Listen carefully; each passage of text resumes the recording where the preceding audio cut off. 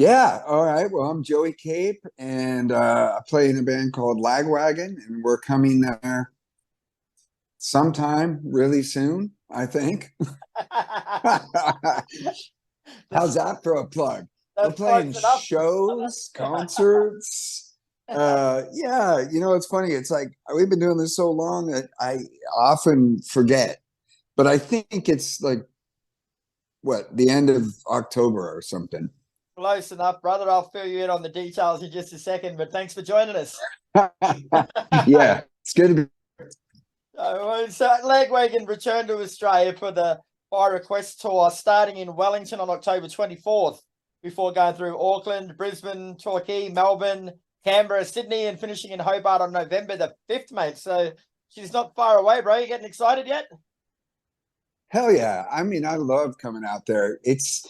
I wasn't that long ago that I was there. I did some solo shows and I did a tour with Me First and the Gimme Gimmes, this other band that I play with sometimes. And, 2 times in a year, Not pretty bad. great. Not bad. Yeah. I mean, I'm trying to think. I mean, what is it going to be? Spring? What's the what am I looking at here? That's spring, right? It's just Yeah, a we're little going into little summer. ways. Yeah, yeah. I'm not Yeah, I like that because maybe sometimes I come there in January or February and it's fucking hot, you know. So it should be nice, right? That's a good time of the year to come. Won't be too bad, my friend. All right. As you say, you've been there, done that, man. You've done a lot of touring. So, what are 3 non-essentials, so not including underwear and socks, things that you always travel with? Oof. Fuck, that's tough because I'm a light packer. Yeah, I I am. kind of do the whole after all these years, sometimes I just go with a backpack. You know what I mean? It's just it's a hassle to carry too much stuff. I guess I could say Nicorette, nicotine gum. You can get it anywhere, but I always bring a boatload of that shit with me because I'm such a nicotine addict. Um, what else? That's about it. That's all I can think of. What's wrong with me? Oh, maybe reading glasses. I'll often bring like 10 pairs of glasses in case I lose them. Yeah, it's like totally dumb. Um, but I guess those are kind of essential. I mean, if you can't see without them. I know. You can't read, you don't know what you're signing. Yeah. And me without nicotine, not fun for anybody. Right, point noted. I'm the same too, though, bro. Like, if I can take a whole backpack on and I don't have to wait at the other end for all the luggage to come off, I'm a happy man. Yeah. Yeah. And usually our trips out there are sort of brief. It's only like a week or 10 days or something. So you can get away with a lot less. So, as the name of the tour, the By Request tour suggests, mate, fans are invited to vote for what songs they wanted to hear, with online submissions closing on September the 1st. So, did you get heaps of response to that? We did. And, it's funny because it's always a risk when you do these kinds of things. I don't know that Lagwagon's ever done this before, but I've done it quite a few times with solo shows, especially the streaming ones. And, it's risky because you never know. There might be a whole bunch of people that want that one song that you just can't do. You know what I mean?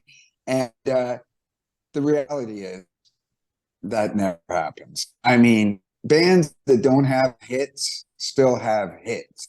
You know what I mean? Like, there's just popular songs, and where there's about 4 of them that, of course, like 90% of the requests are always for these 4 songs. And it's like, oh man, all right, yeah, we'll do that for you guys. Just for you.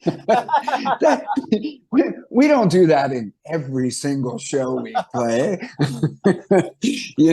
So I haven't actually looked at the submissions yet, or like I just got the list last night. Our manager kind of put it together and edited it. So in theory, what you do is you do a different set for each town. Okay. Now, we've run into a little bit of trouble with that. Our great big giant guitar player is not able to join us because he's had some health issues, and we just found out that he cannot come. So I may not be doing the right thing even saying this, but I feel like, well, you know, you're the first to hear of it, is all I'm saying. He's too sick to travel. I hear that. And which is really sad. But because of that, we're gonna have to do a filling guy.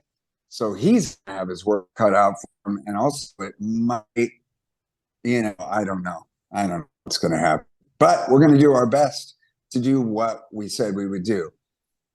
Luckily, like I said, most of the time the songs people request, we all know. So yeah, let's hope there aren't any too many deep cuts. Yeah, I bet. Speaking of that, bro, like, are there any songs that you're actually hoping that they didn't pick? Like, is there anything in your repertoire that might be a bit too difficult to replicate live? For me, as a singer, there's only really one record, and it's the very first album we made. When people request songs from that, I mean, I was like 22 when I was singing. I mean, naturally, as you get older, your voice gets lower. And you rely more on falsetto and things like that as a singer. You know, you can't, when you're a kid, you can like drink a bottle of whiskey and scream all day long. And the next day you wake up like, hey, mom, you know, you're, you know, it's fucking unfair, man. So yeah, like some of the really old ones, it's just physics, like, you know, body, it's biology. But, yeah, other than that, I'm good. Some of the guys in the band, I think, probably have songs that they would like, you know, that take a bit for them to get comfy with, you know. But I mean, for the most part, I have to say, other than that first record, I love this kind of stuff because you do tend to start falling back on a lot of songs that you just know people want to hear. And your set list over the years, even if you have like 40 to 50 songs that are rotating throughout the years, after a while, it's still 40 or 50 of the same fucking songs. You know what I mean? So you start to get bored. So, you know, I'm always hoping that there's a couple in there that are like, okay, cool, we've never played this song live. That's a challenge. Like it should be challenging. Yeah. We'll see. Oh, and you're also playing a show on the Schooner or later Harbour Cruise in Sydney, bro. Like, that sounds fun. Sounds dangerous, but it sounds fun. We've done it before. Lagwagon did it once, and I did it not too long ago with Me First and the Gimme Gimmes. And I think it's one of those things that might be more fun for the people who attend. You know what I mean? I think for in the band, you know, they've got like downstairs in this little room. It's kind of like, it's like where people put their jackets and the extra cases of beer and are, you know what I mean? Like you're just sitting in this little room downstairs in this boat, you know, unless you want to go upstairs and maybe take photos with people. Like it depends on how, you know, if you don't care, then you could be out there on the boat and just having a good time. But yeah, you kind of tend to sit down there for a while and then you come up and play. And I don't remember if it's like a shorter set. I don't know. I guess we do a lot of those boat shows around the world, and they sound more fun than they are, if that makes sense. You know what I mean? Like it's not like we're the ones getting drunk, hanging out on the boat with all our mates. You know what I mean? Like we actually have to play, and so yeah, it sounds cooler than it is. Sometimes I will say, occasionally those cruises are at night. Like there's a New York one that we do in the States, in New York City, and that one goes, you know, through the water at night with all those city lights and everything, and that one's pretty cool. But yeah, oh, it's going to be the best thing ever. I'm being really negative. I turn this. It's going to be great. Joey said he hates it. That's what people are going to say to me. So you really hate this? So you don't even want to be here? That's what people want to hear. I'm not going to grab just that bit out and run with that, mate. Make look like an asshole. Sorry, I sound like a real ingrate, don't I? Anyway, no, it's going to be the best. So besides from the fan pick songs, mate, like what else can we expect from you guys on this run of shows? Well, the filling guitar player, as I said, who is, I'm not going to announce that yet because I'm sure there'll be a day that we sort of decide to announce that. Yeah, I don't know. I mean, Lagwagon. I mean, yeah, Lagwagon. I mean, And you know, Lagwagon if are you bet, both. right? I'm pretty sure the band Lagwagon's going to play. Oh, Yeah, yeah. it's funny. We've been Nice. doing this for so long. I don't, you know, it's hard for me to like, I guess, yeah. No, we're playing these days. I'll say that. We go through sometimes where things start to feel a little funky, and the last couple of years, the band has been consistently just firing on all cylinders. So minus one of the guys that messes with the chemistry a bit, but usually it works out anyway. And, yeah, it should be fun. That'll do. So going back into the history a bit, bro, like you guys have been around for a while. You started in California back in 1989. So what was the musical climate like back then that gave birth to Lagwagon, and where did you fit in initially? It was strange because California, I mean, all of us are old enough that we sort of come from the California punk scene before that. And some of the metal bands. I mean, we all grew up listening to Black Sabbath and stuff like that, and early metal, all the new wave of British heavy metal stuff.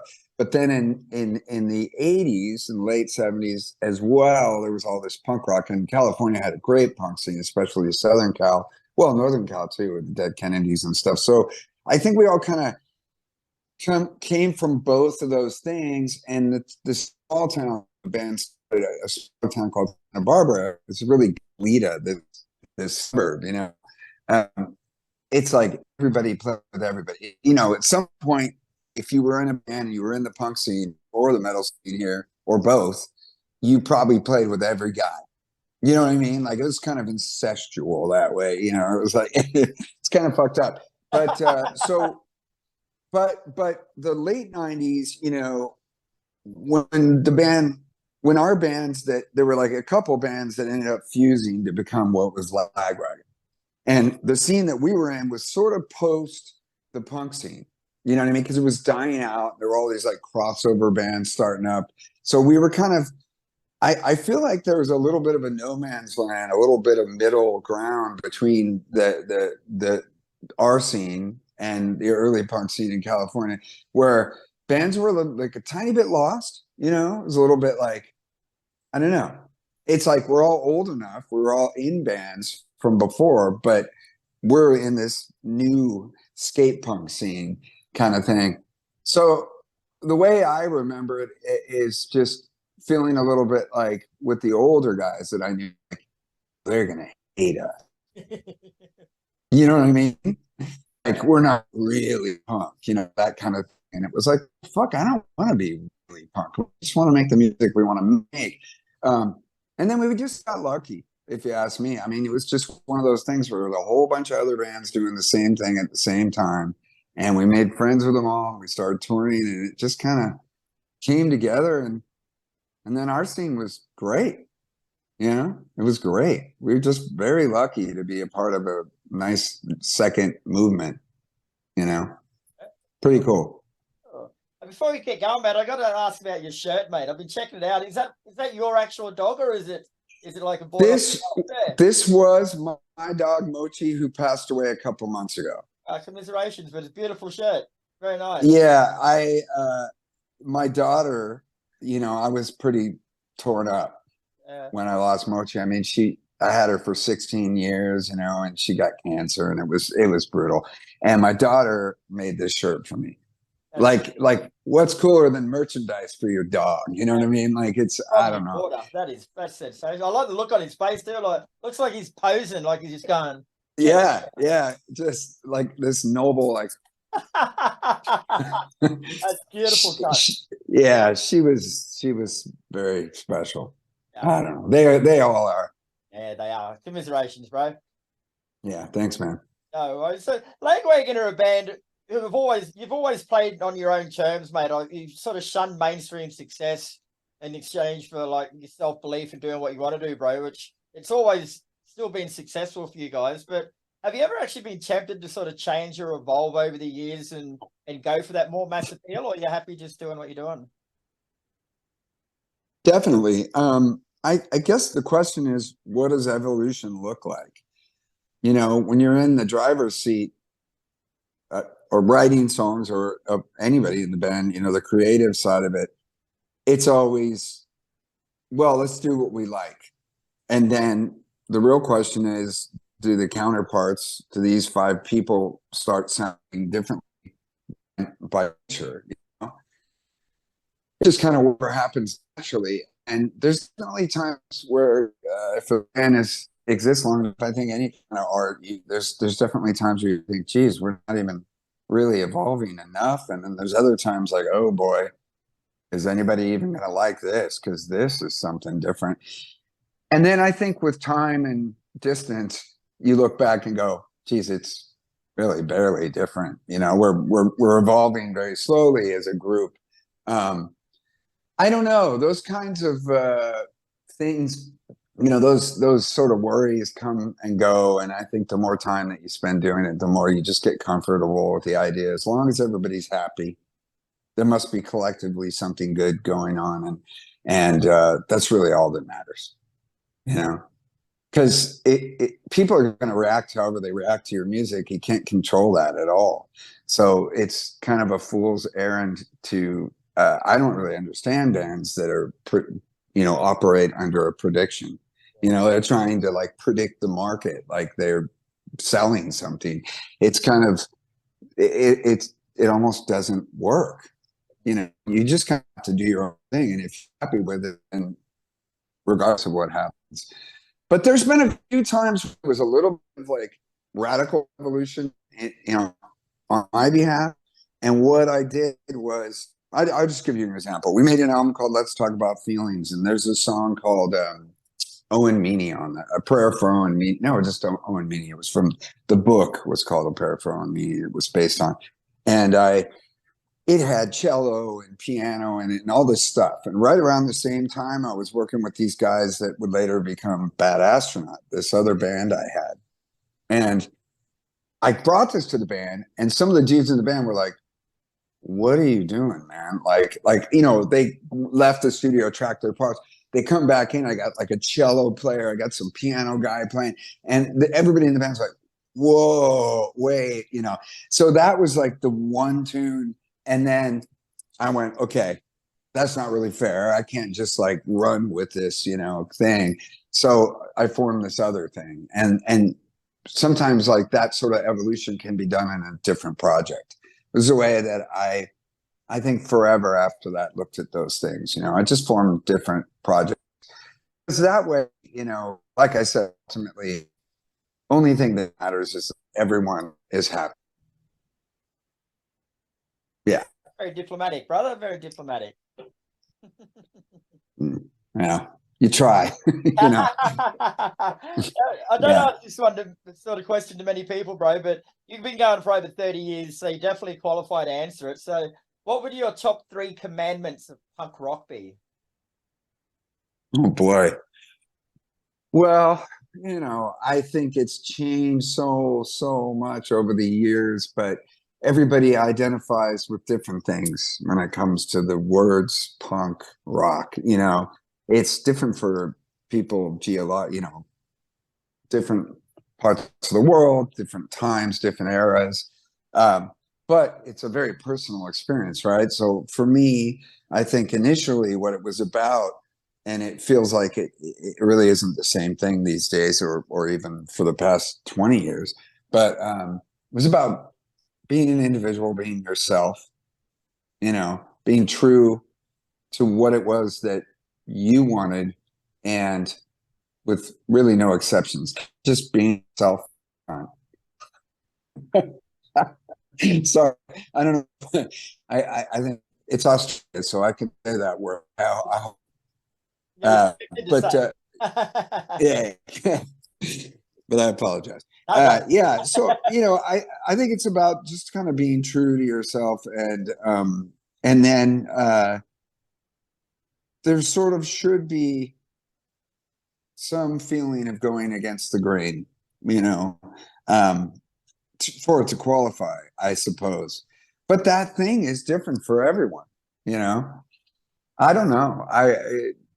things have changed so much since I was a kid. I mean, when I was 15 and I was just getting into the punk scene here, we're talking like 1980 or something. I mean, none of that really exists anymore, you know?